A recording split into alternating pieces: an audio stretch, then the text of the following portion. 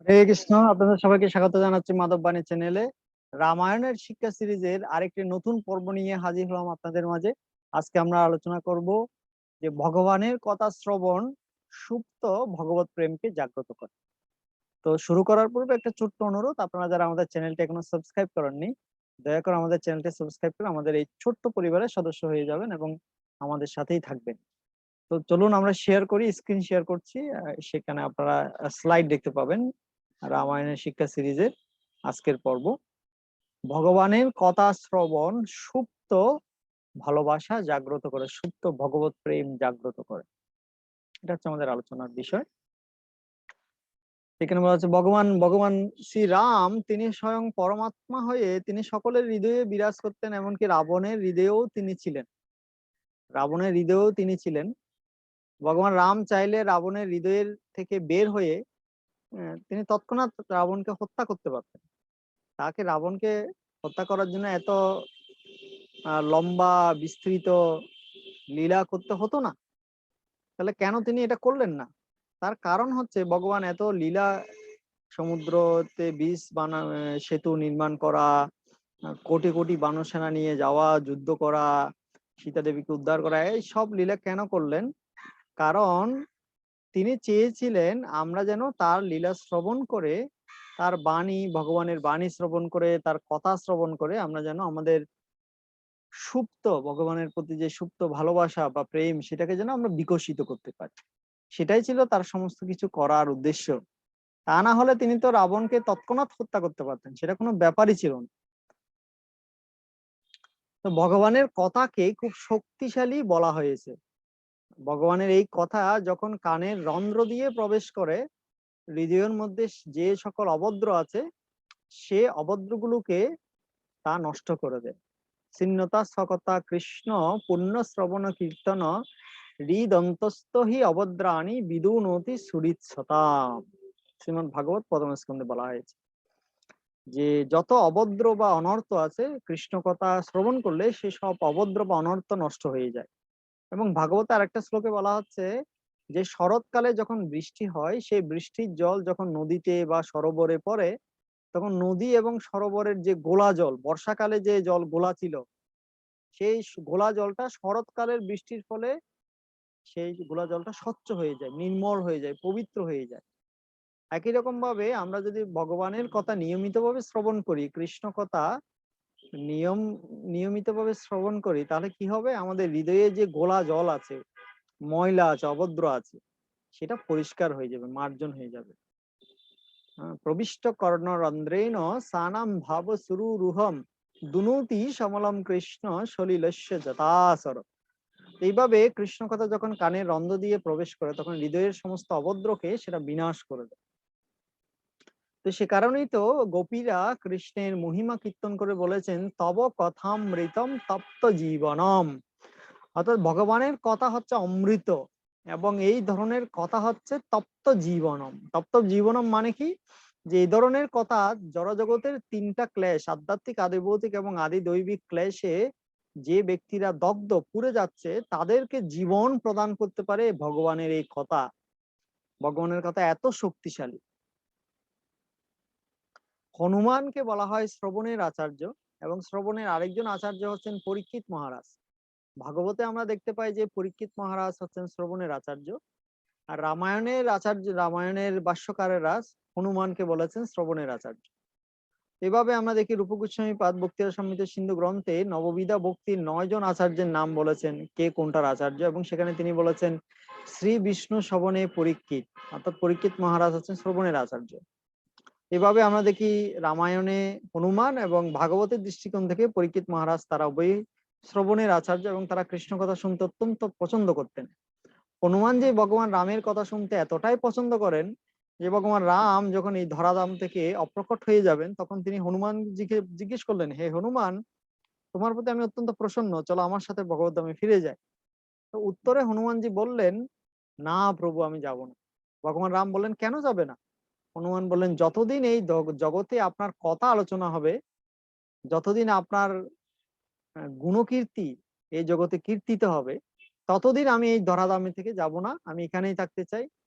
যেহেতু আপনার কথা যেহেতু রামায়ণকে ব্রহ্মাজি বর দিয়েছেন, যাবৎ স্থাবরন্তি গিরেয় সরিতস্য মহিতলে তাবৎ রামায়ণী কথা লোকেষু প্রচরিষ্যতি। যতদিন এই জগতে পাহাড় পর্বত থাকবে, যতদিন এই জগতে নদী থাকবে, যতদিন এই জগতে সমুদ্রে জল থাকবে, ততদিন রামায়ণের কথা এই জগতে কীর্তিত হবে। সে কারণে হনুমানজি বললেন, আপনার কথা হচ্ছে চির নতুন, চির সতেজ, চির শাশ্বত। সুতরাং আপনার কথা না শুনে আমি ভগবদ্ধামে গিয়ে কি করব? আমি এখানেই থাকতে চাই। আর আপনি আমাকে বর প্রদান করুন যে যেন যতদিন আপনার এই কথা এই জগতে আলোচনা হবে, ততদিন যেন আমার মৃত্যু না হয়। যেকোনো স্থানে যেকোনো ব্যক্তি আপনার কথা যেকোনো ভাবেই আলোচনা করুক না কেন, আমি যেন সেই স্থানে গিয়ে সেই সময় সে ব্যক্তির কাছ থেকে আপনার কথা যেন শুনতে পারি। তো হনুমান এই বর চেয়েছেন ভগবান রামচন্দ্রের কাছ থেকে। সেজন্য বলা হয়েছে, যত্র যত্র রঘুনাথ কীর্তনম তত্র তত্র কৃত মস্তক অঞ্জলিম বাষ্পবারী পরিপূর্ণ লোচনম মা রতিম নমত রাক্ষসান্তকম। অর্থাৎ যেখানে যেখানে ভগবানের কথা হয়, সেখানে সেখানে হনুমান গিয়ে উপস্থিত হন। কৃত মস্তক অঞ্জলিম, হাত জোর করে তিনি সেখানে গিয়ে উপস্থিত হন এবং ভগবানের কথা শুনে তিনি কান্না করতে থাকেন। বাষ্পবারী পরিপূর্ণ লোচন, তিনি কান্না করতে থাকেন। কিন্তু সেই হনুমান আবার তিনি যখন রাক্ষসদের সাথে যুদ্ধ করেন, মারতিং নমতা রাক্ষসান্তকম, যখন তিনি রাক্ষসদের সাথে যুদ্ধ করেন তিনি অনেক শক্তিশালী এবং রাক্ষসদেরকে তিনি ধ্বংস করে দেন। কিন্তু যখন তিনি রাম কথা শুনতে আসেন, তখন তার হৃদয় কোমল হয়ে যায় এবং তিনি ভগবানের কথা শুনে কান্না করতে থাকেন। সেজন্য হনুমান হচ্ছে আমাদের রিয়েল সুপারম্যান। তিনি শুধু অলৌকিক কাজ করেননি, তিনি ভগবানের প্রতি অলৌকিকভাবে আসক্তও ছিলেন, তার ভগবানের কথা শ্রবণের প্রতি। তিনি অনেক শক্তিশালী, তিনি অনেক অলৌকিক কাজ করতে পারেন, কিন্তু সেই সাথে তিনি রাম কথা শুনতে ভালোবাসেন। করজোরে তিনি রাম কথা শুনতে শুনতে কান্না করেন। তো যে ব্যক্তি এত বীর, সে সরল হয়ে যায় রাম কথা। সেটাই হচ্ছে রাম কথা বা কৃষ্ণ কথার শক্তি। সেজন্যকে হনুমানকে বলা হয় শ্রবণের আচার্য। হনুমান নিজের দৃষ্টান্তের মাধ্যমে আমাদেরকে শেখাচ্ছেন কি ধরনের মনোভাব নিয়ে আমাদের ভাগবতের কথা, ভগবানের কথা শোনা উচিত। পরীক্ষিত মহারাজ কৃষ্ণ কথা শুনেও তিনি এত মগ্ন হয়ে গিয়েছিলেন যে পরীক্ষিত মহারাজকে সুখদেব গোস্বামী বলছেন, তুমি তো বেশ কয়েকদিন ধরে কৃষ্ণ কথা শুনলে, এবার কিছু খাওয়া দাওয়া করো।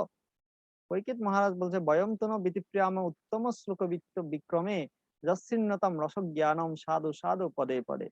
হে প্রভু, কৃষ্ণ কথা শুনে আমি তৃপ্তি হতে পারছি না, আমি ক্ষুধা তৃষ্ণা ভুলে গেছি। দয়া করে আপনি কৃষ্ণ কথা বলতেই থাকুন, বলতেই থাকুন, কারণ এই কথা প্রতি পদে পদে আমি স্বাদ পাচ্ছি, আস্বাদন করছি। ভগবানের কথা বলা হয়েছে, ভগবানের কথা শ্রবণ হচ্ছে ভক্তিলতায় জল সিঞ্চনের মতো। যত বেশি আমরা কৃষ্ণ কথা শুনবো, ততই ভক্তি জীবনে আমরা অগ্রসর হতে পারবো। কৃষ্ণ কথা আমাদেরকে শক্তি দিবে, পুষ্টি দিবে এবং তুষ্টি দিবে, সন্তুষ্টি দিবে, পুষ্টি দিবে এবং শক্তি প্রদান করবে। ভগবানের ভক্তরা ভগবানের কথা আলোচনা করেই আনন্দ লাভ করে থাকেন, যা এই জড়জগতের আনন্দ থেকে অনেক ঊর্ধ্বে। কৃষ্ণ সেটা গীতায় বলেছেন, মচ্চিত্তা মদ্গত প্রাণা বোধয়ন্ত পরস্পরম কতয়ন্তস্য মাম নিত্যম তুষ্যন্তি চ রমন্তি চ। যারা আমার ভক্ত, তারা আমার কথা আলোচনা করে দিব্য আনন্দ আস্বাদন করেন না, তারা এই জড়জগতের কথার প্রতি আগ্রহী নন। তো সেজন্য কৃষ্ণ কথার অনেক মাহাত্ম্য বিভিন্ন শাস্ত্রে কীর্তন করেছেন আচার্যরা। আমরা যদি ভগবানের এই সমস্ত কথা পরম্পরা দ্বারাই প্রামাণিক ব্যক্তিদের কাছ থেকে আমরা যদি শ্রবণ করি, তাহলে আমাদের সব থেকে বেশি মঙ্গল হবে। এবং আমরা যদি সেটা আরেকজনের কাছে কীর্তন করি, তাহলে সেটা আমাদের আরো বেশি দিন মনে থাকবে। সেজন্য আমরা যদি নিয়মিতভাবে কৃষ্ণ কথা শ্রবণ করি, ভগবানের প্রতি আমাদের হৃদয়ে যে সুপ্ত ভগবত প্রেম বা ভালোবাসা রয়েছে, সেটা জাগ্রত হবে এবং আমরা ভগবানের ধামে খুব সহজে ফিরে যেতে পারবো। অন্য সমস্ত অঙ্গগুলো, ভক্তির যে অন্য সমস্ত অঙ্গগুলো, সেগুলো কঠিন। যখন আমরা যদি স্মরণ করতে চাই, ভগবানকে ধ্যান করতে চাই, ঘুম চলে আসে। বা আমরা যদি অর্চন করতে চাই, সেটা অনেক কঠিন, কারণ অর্চন, ভগবানের বিগ্রহ অর্চনের জন্য যে সমস্ত বিধিনিষেধ আছে, পবিত্রতা বজায় রাখতে হয় বা শুচিতা বজায় রাখতে, সেগুলো কলিযুগে পালন করা অত্যন্ত কঠিন। বা আমরা যদি বন্দনা, দাস্য, শোক্য, বাৎসল্য, এগুলো অনেক কঠিন, এগুলো অনেক হায়ার লেভেলের বিষয়। কিন্তু আমরা একটা কাজ খুব সহজে করতে পারি, সেটা হচ্ছে শ্রবণ করা। যে কোনো ব্যক্তি যে কোনো অবস্থায় শুনতে পারে, এটা খুব সহজ। এবং কান হচ্ছে সব থেকে বেশি শক্তিশালী সমস্ত ইন্দ্রিয়ের মধ্যে। সে কারণে আমরা যখন রাতে ঘুমিয়ে থাকি, তখনও কান কিন্তু সজাগ থাকে, কান কখনো ঘুমায় না। সেজন্য কানের মাধ্যমে যেটা প্রবেশ করবে সেটা অনেক বেশি দিন মনে থাকে, সেজন্য শ্রবণ অনেক বেশি শক্তিশালী।